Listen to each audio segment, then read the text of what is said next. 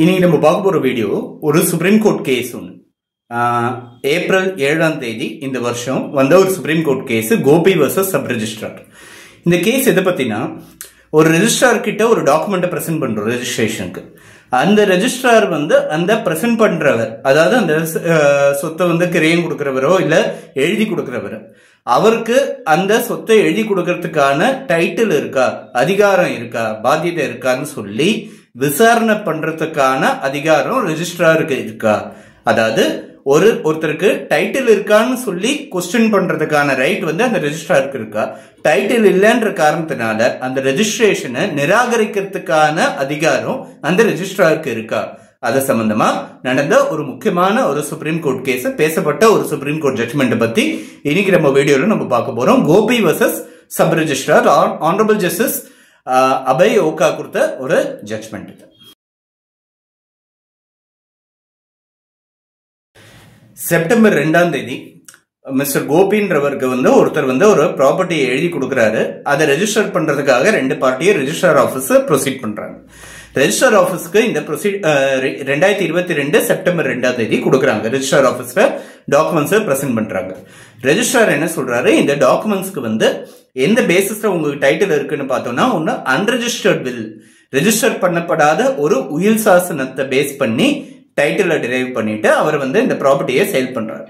So ஒரு unregistered வில்ல base பண்ணி இருக்கக்கூடிய ஒரு ரெஜிஸ்ட்ரேஷனை என்னால அக்செப்ட் பண்ணிக்க முடியாதுன்னு சொல்லி ரெஜிஸ்ட்ரார் இந்த ரெஜிஸ்ட்ரேஷனை ரிஜெக்ட் பண்றாரு. இந்த ரிஜெக்ஷன் மேல இவங்க ஒரு ரிட் பெட்டிஷன் ஒன்று ஃபைல் பண்றாரு. மிஸ்டர் கோபின்றவர் ஒரு ரிட் பெட்டிஷன் ஃபைல் பண்றாரு.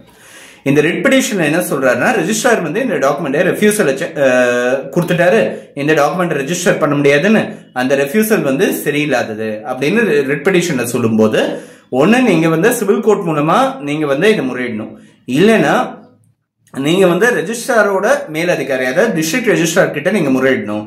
இந்த பர்டிகுலர் ரிட் பெட்டிஷன் இந்த விஷயத்துக்கு நான் பெயிண்டபிள், ஏன்னா ரூல்ஸ் பிரகாரம் தான் நடந்திருக்காரு.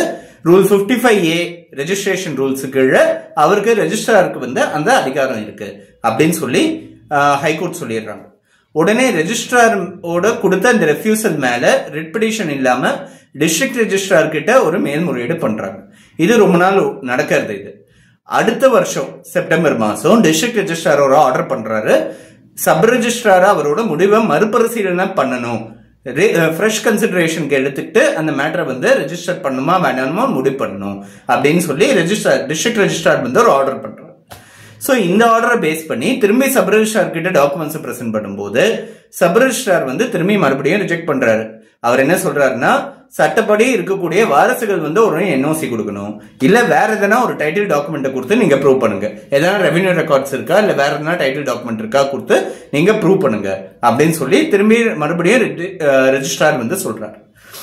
சோ இந்த பர்டிகுலர் இந்த ரிஜெக்ஷனுக்கு அகைன்ஸ்டா திரும்பி ரிட் பெட்டிஷன் ஃபைல் பண்றாங்க, ஹைகோர்ட்டுக்கு போறாங்க.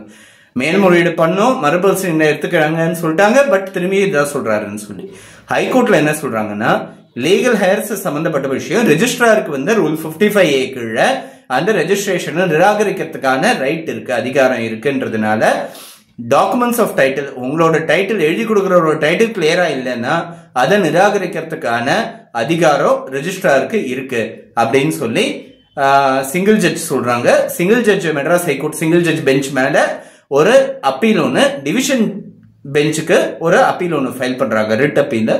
அந்த டிவிஷன் பெஞ்சும் இதே இந்த ரெஜிஸ்ட்ரேஷன் ரெஜிஸ்ட்ரார் எடுத்த முடிவு சரிதான் அப்படின்னு சொல்லி, ரெஜிஸ்ட்ரார் எடுத்த முடிவை நிராகரிச்சு எடுத்த முடிவு சரிதான் அப்படின்னு சொல்லிட்டாங்க. அது மேல சுப்ரீம் கோர்ட்டுக்கு ஸ்பெஷல் லீவ் பெட்டிஷன் ஃபைல் பண்றாங்க. எப்பவுமே ஒரு சட்டத்துக்கு கீழே தான் நாங்க ஒரு சட்டத்துக்கு கீழே கொடுக்கப்பட்ட ஒரு அதிகாரத்தை பேஸ் பண்ணி தான் நான் இந்த செயலை செய்யறேன்னு சொல்லி ஒரு அதிகாரி சொல்றாரு.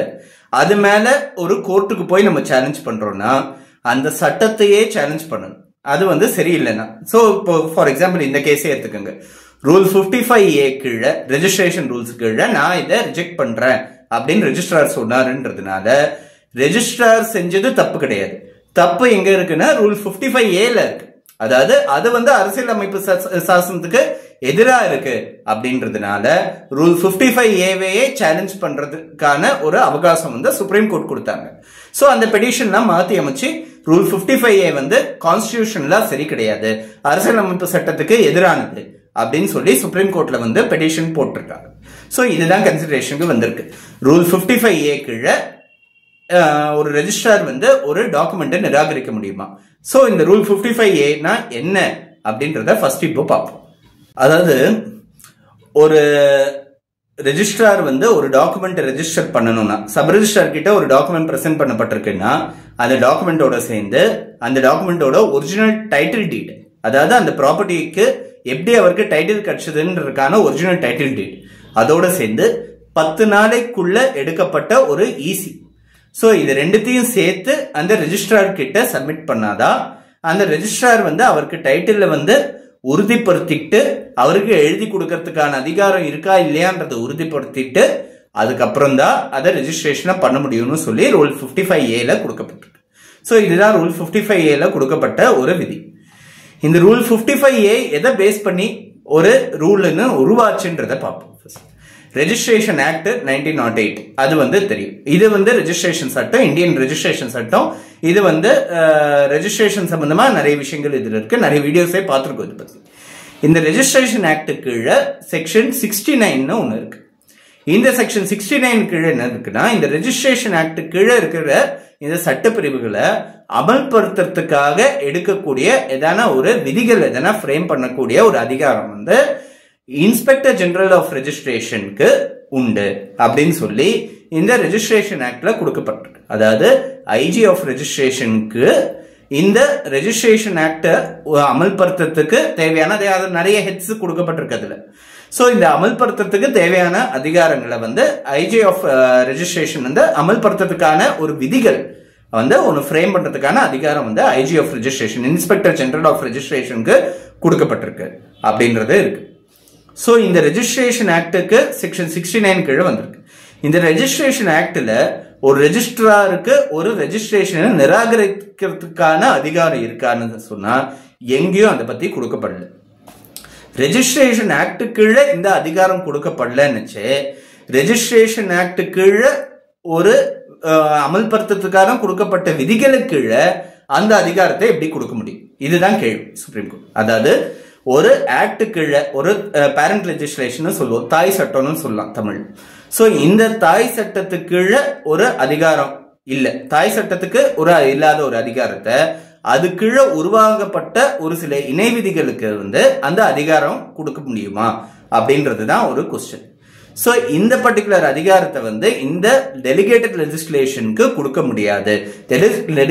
Delegated legislation cannot supersede the parent legislation. இதுதான் வந்து பேசிக் கான்செப்ட். சோ அதுக்கு பேரண்ட் லெஜிஸ்லேஷனுக்கு கான்ட்ரவென்ஷனோட ஒரு டெலிகேட்டட் லெஜிஸ்லேஷனால ஒரு சட்டத்தை சஸ்டெயின் பண்ண முடியாது அப்படின்றது இருக்கு. சோ இந்த ரூல்ஸோட மெயின் ஆப்ஜெக்ட் என்ன? இந்த ரெஜிஸ்ட்ரேஷன் ஆக்டை சரிவர நடத்தணுன்றதுக்கான தான். இந்த ரெஜிஸ்ட்ரேஷன் ஆக்டுக்கே எதிரான ஒரு ரூல் ஒன்று இருந்ததுன்னா அதை ஏத்துக்க முடியுமான்னு கேட்டா ஏத்துக்க முடியாது அப்படின்ற கண்ணோட்டத்தோட சுப்ரீம் கோர்ட் வந்து இந்த ஜட்மெண்ட் கொடுத்திருக்கு. சோ இந்த ரூல் 55A அன்கான்ஸ்டிடியூஷனல். இந்த ரெஜிஸ்ட்ரார் வந்து ஒரு டாக்குமெண்ட்டுக்கு ஒருத்தர் வந்து டாக்குமெண்ட் பிரசன்ட் பண்றாரா, அவருக்கு டைட்டில் இருக்கா இல்லையான்னு முடிவு பண்றதுக்கான ஒரு அதிகாரத்துல ரெஜிஸ்ட்ரார் இருக்க முடியாது. சப் ரெஜிஸ்ட்ராருக்கு அந்த அதிகாரம் கிடையாது. ஒருத்தருக்கு இந்த ப்ராப்பர்ட்டியோட உரிமையாளரா இல்லையா அப்படின்றது கிடையாது. ரெண்டு பேரும் மனப்பூர்வமா எழுதி கொடுக்கறாங்களா, அந்த ஸ்டாம்ப் டியூட்டி சரியா பே பண்ணிருக்காங்களா, வேல்யூவேஷன் கரெக்டா இருக்கா, சரி ரெஜிஸ்டர் பண்ண வேண்டியதான் அவரோட டியூட்டி. அதையும் மீறி அவர் வந்து இவருக்கு டைட்டில் ஓனரா, இவருக்கு வந்து இந்த டாக்குமெண்ட்ல ஒரு குறைபாடு இருக்கு, இந்த டாக்குமெண்ட் சரியில்லாம இருக்கு, இதை வந்து சரி பண்ணி கொண்டுவாங்க, அப்பதான் நான் ரெஜிஸ்டர் பண்ணுவேன்னு சொல்றதுக்கான அதிகாரம் ரெஜிஸ்ட்ராருக்கு கிடையாதுன்னு சுப்ரீம் கோர்ட் ஏப்ரல் 7 2025 அன்னைக்கு கொடுக்கப்பட்ட இந்த முக்கியமான தீர்ப்புல சொல்லப்பட்டிருக்கு. இது வந்து ஒரு முக்கியமான ஒரு ஜட்மெண்ட், ரெஜிஸ்ட்ரேஷன் சம்பந்தப்பட்ட ஒரு முக்கியமான ஜட்மெண்ட் நம்மளால சொல்ல முடியும்.